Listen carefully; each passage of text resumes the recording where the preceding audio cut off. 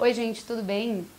Ontem nós celebramos o Dia do Trabalho, feriado que tem sua origem com greves que aconteceram lá nos Estados Unidos, mobilização dos trabalhadores por melhores condições de trabalho.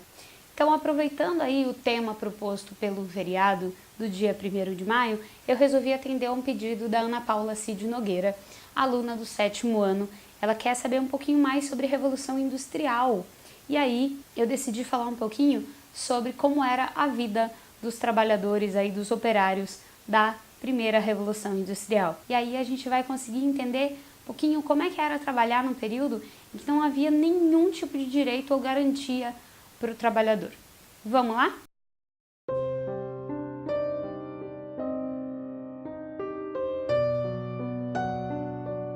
Para falar disso, a gente tem que falar da Inglaterra, né? Inglaterra por quê? Porque lá é que começa o processo de Revolução Industrial. Por quê? Porque ela reunia algumas condições que eram muito favoráveis para dar início nesse processo. Primeiro, a Inglaterra tinha reservas de carvão mineral, que passou a ser utilizado como combustível quando da invenção do motor a vapor. Ela tinha também reservas de ferro, que poderia ser utilizado na produção das máquinas.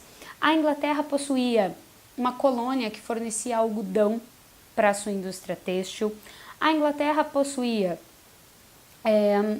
uma burguesia rica que tinha dinheiro para investir na montagem dessas fábricas. Não é fácil você começar uma fábrica, você precisa do espaço, das máquinas, enfim, comprar matéria-prima. É preciso ter capital para dar início a esse processo e a Inglaterra tinha esse capital nas mãos da burguesia. Essa burguesia tinha liberdade para agir, porque a Inglaterra tinha um governo liberal, uma vez que tinha passado pela Revolução Inglesa e tinha colocado limites no poder absoluto do rei. E aí você tinha uma burguesia participando da política e garantindo aí a liberdade necessária de atuação que ela precisava. E por fim, mas não menos importante, a Inglaterra possuía ovelhas. É isso mesmo que você ouviu, ovelhas. Não, ovelhas.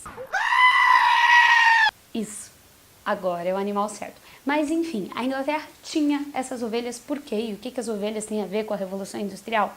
Acontece que, algum tempo antes da Revolução Industrial, a Inglaterra passou por um processo chamado de cercamentos. Os cercamentos foram uma política que estimulou o cercamento de áreas que antes eram áreas comunais ou áreas que eram utilizadas como áreas agrícolas para criação de ovelhas. Para que isso? Para a produção de lã, para a indústria têxtil, para a manufatura têxtil, né? Na época ainda não existia indústria, mas para a manufatura têxtil inglesa. Isso gerou muita matéria-prima para essa manufatura, mas também isso trouxe uma outra consequência bem importante para o processo de industrialização. Que outra consequência foi essa? O aumento de mão de obra nas cidades. Por quê?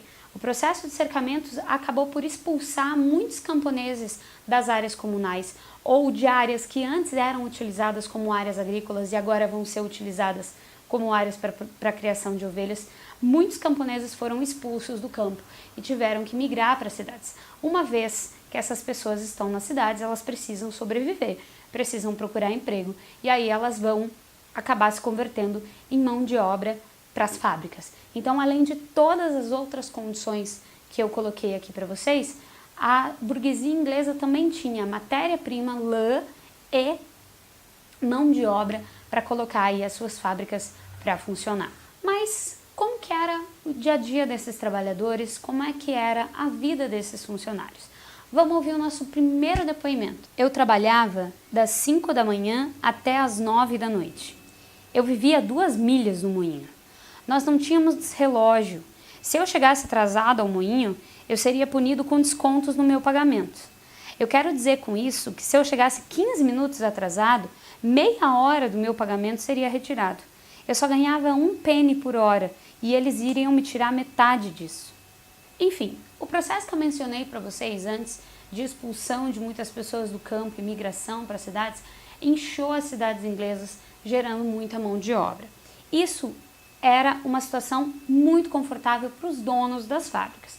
Por quê? Porque eles tinham muitos trabalhadores disponíveis. muito mais do que a quantidade de empregos disponíveis. Para os trabalhadores, no entanto, era o contrário. Você tinha uma necessidade de trabalhar, né, e uma falta de opções. Então, às vezes a gente pode pensar, por que uma pessoa se submete a uma situação dessa? Por que uma pessoa trabalha tantas horas por dia e ganha tão pouco, né? Nesse caso aqui específico, era porque não haviam outras opções. Ou seja, uma das primeiras consequências para o trabalhador da Revolução Industrial foi uma precarização do trabalho.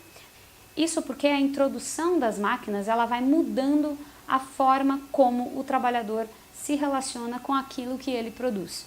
Nesse primeiro momento da Revolução Industrial, não estou falando das fábricas atuais, não estou falando de hoje em dia, estou falando das primeiras fábricas. O trabalhador ele realizava apenas pequenas funções, coisas simples, e a máquina fazia o restante do trabalho. E o que acontece é que numa linha de produção em que você tem que fazer atividades muito básicas, tanto faz quem é o trabalhador. Não havia necessidade de uma especialização. E como você tem muitos trabalhadores disponíveis, se este trabalhador se machuca, se este trabalhador não pode, se este trabalhador não quer, se este trabalhador reclama, ele pode ser facilmente substituído, trocado por um outro trabalhador. Ou seja, os trabalhadores acabam se tornando peças descartáveis nesse processo. Além das muitas horas de trabalho e do baixo valor dos salários, existiam outros problemas e outras situações perigosas enfrentadas pelos trabalhadores. Vamos para o nosso segundo depoimento.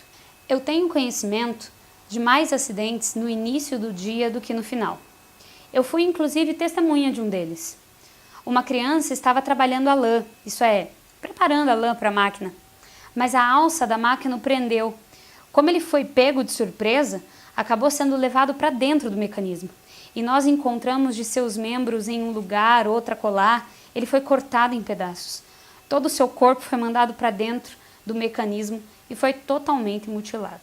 Aí você pode se perguntar, mas o que uma criança faz dentro de uma fábrica? Bom, está trabalhando como muitas outras crianças do período. Como os salários eram muito baixos, a família toda tinha que trabalhar. Pai, mãe e os filhos também. Então, as crianças eram colocadas para trabalhar assim que possível. Até surgiram algumas leis depois limitando a idade e a quantidade de horas de trabalho para as crianças. Mas muitas vezes essas leis eram burladas pelos próprios trabalhadores que precisavam trazer mais dinheiro para manter a casa. Então, era normal ver muitas mulheres e muitas crianças trabalhando dentro das fábricas.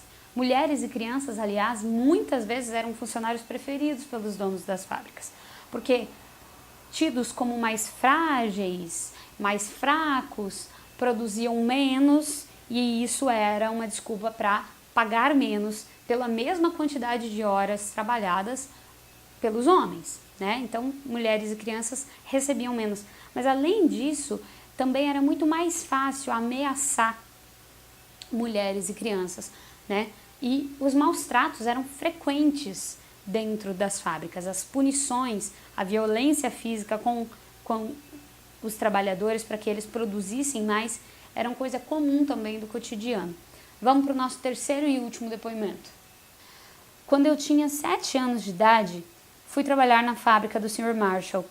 Se uma criança se mostrasse sonolenta, o responsável pelo turno a chamava e dizia: "Vem aqui." Num canto da sala, havia uma cisterna de ferro cheia de água.